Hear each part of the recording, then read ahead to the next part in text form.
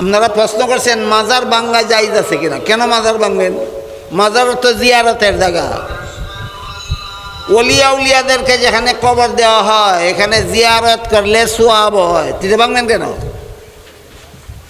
যদি মাজারে গিয়ে শিরিকি কাম করে, কুফুরি কাম করে, বিদাতি কাম করে, ওইগুলি বাধা দিবেন, মাজার ভাঙবেন কেন?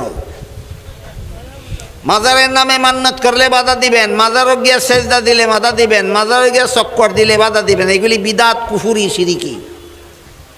এটার উদাহরণ হইল একবার আর মাথা চাষির লম্বা চুল ওইছে উকুন।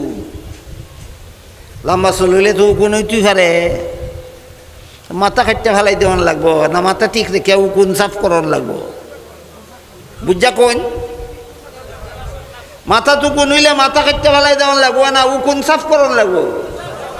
মাজারও কুফুরি বেদাতি কাজ হইলে মাজার ভেঙ্গে লাগানো যাইতো না।